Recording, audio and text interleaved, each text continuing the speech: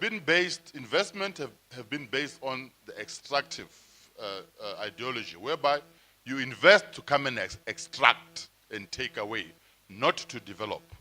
Also, projects have been silo, whereby a project is an individual standalone that brings no impact to the region and area in terms of development or job creation.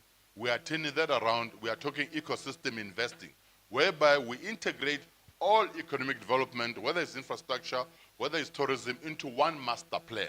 So when we speak of a master plan for the smart city, a Coffee Bay towards Port St. John's, it also impacts on the greater economic infrastructure and economic development agenda of this region. And we have, luckily, the funding, the multi-billion-dollar investment support to realize it.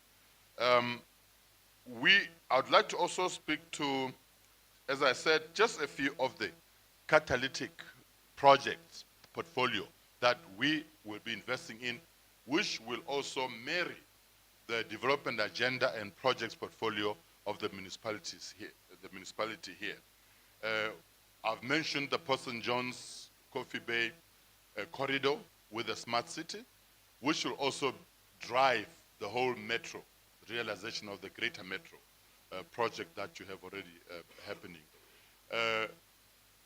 On the agri side, agri-processing, we are spearheading a 1.5 billion rand investment in Pondoland, Port St. John's. The provinces and Africa's cannabis corridor. Pondoland is the cannabis belt of this continent. I don't know if you are aware that cannabis, the illegal cannabis sector, industry, generates over $70 billion annually in illicit trade.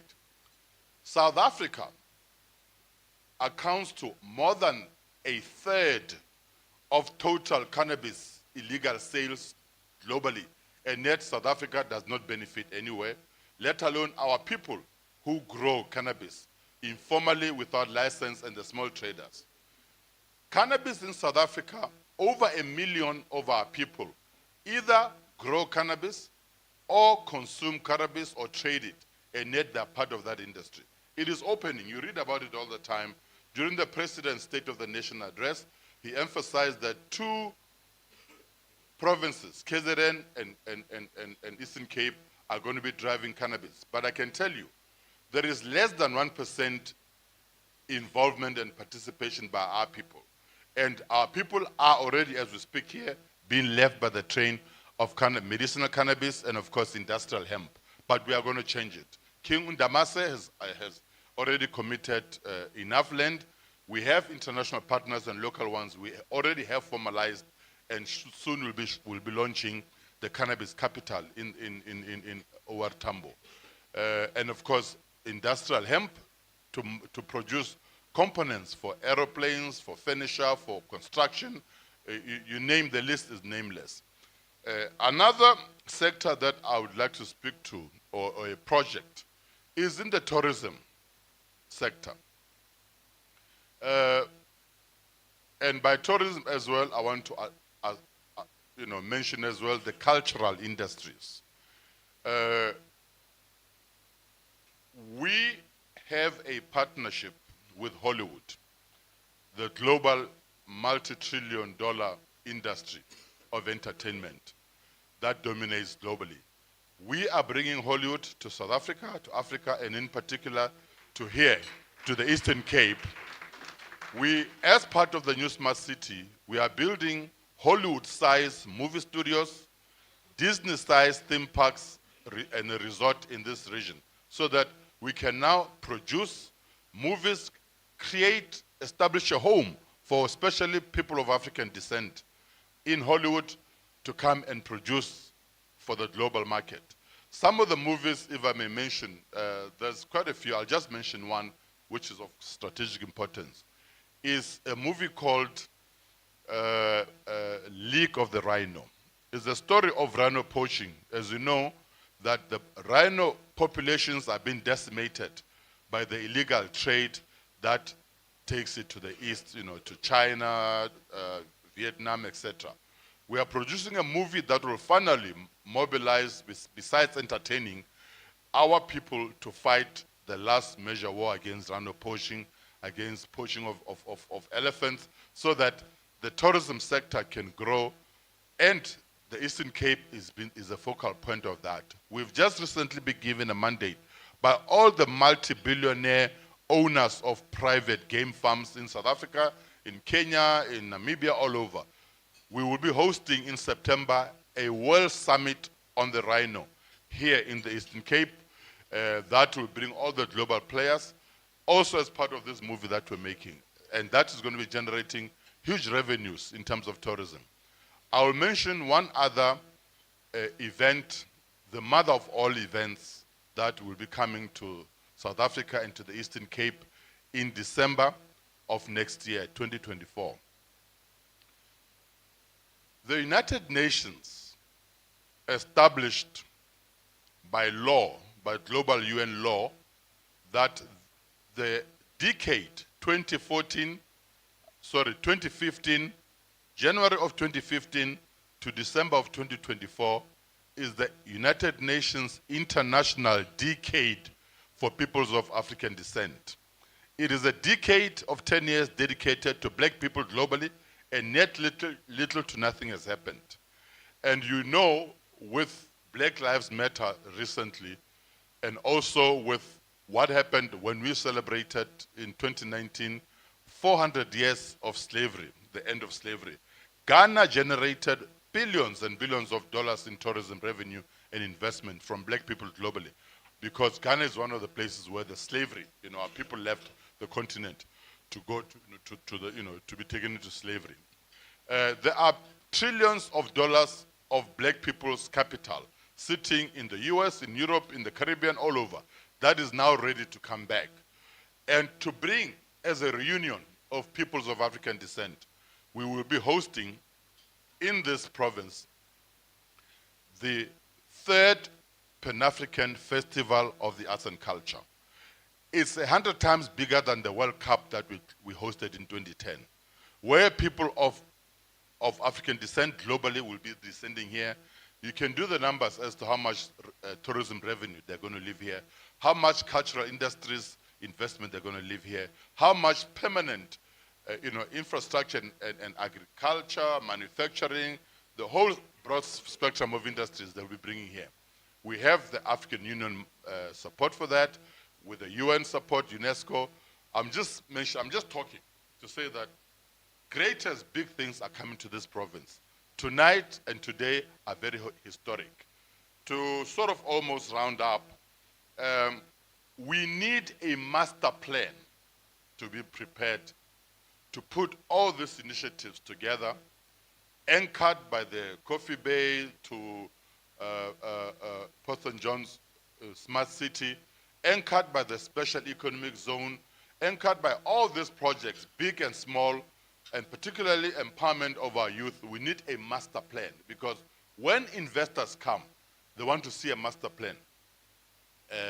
And the two platforms that we've already been given is that towards the end of this month, Russia will be hosting the Russia-Africa Summit. All the presidents in Africa are going there. So are all the multi-billionaires from the continent and from Russia. I have been accredited to that summit. But I think what is even more bigger is the August next month BRICS Summit. You know that BRICS is coming to South Africa in August, and already many major nations have applied to join BRICS, so that it is no longer only Brazil, Russia, China, India, and South Africa. Even France last week applied to become a member of BRICS. Big economies like Saudi Arabia have all applied. So we are going to be having a captive audience of hundreds and even thousands of multi-billionaires and multi-millionaires in dollar terms, all converging on South Africa for the summit, all looking for projects to finance. And we are talking to the Premier, to the MEC, to position the Eastern Cape and of course Tambo district, and of course here at Kindalinjabo Sabata to be the premier destination of those investors, many of whom we are going to bring them here, MTHATHA, to come and talk to you directly and put the money in. So we need to formalize the process of presenting them with a master plan that they can put the billions of dollars investment into. And of course, also, we have made a proposal to later in the year to be determined by the number of key investor partners who have already said, we are coming. This week, last week actually, Thursday, I hosted one investor from Germany coming with 2 billion euros. That's 40 billion rands. And I'm telling you here officially that the first tranche of investment is the 40 billion that I'm bringing here, to this municipality. That with that as well, we are going to be putting together our own investment summit for our Tambo and for Kindalinjabo, an investment summit. Hopefully, the municipalities, the local and the district, will partner with us. And before I leave tomorrow, fly out, I'm hoping that you, the delegates here, the partners, the stakeholders, will request, and if they don't listen, you will instruct our two municipality leadership here to sign that MOU with us, so that I can live here knowing that the investment is in the bag for your region. So we are looking forward to assisting the creation of the metro. We're looking forward to partnering with the municipalities and hosting a major international summit this year. We're looking forward to bringing serious and real empowerment to our youth in this region. I thank you. Thank you very much.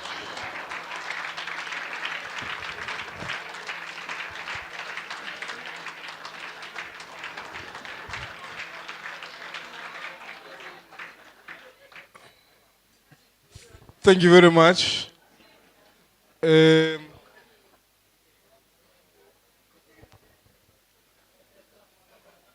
Kalo.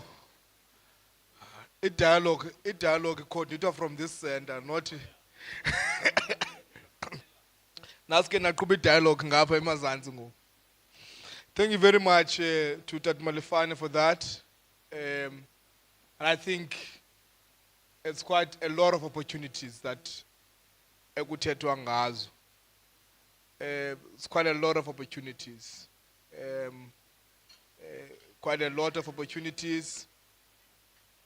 We really would want to see those opportunities. So that, and I hope young people are ready to receive those opportunities appropriately, so that zingasiphuti.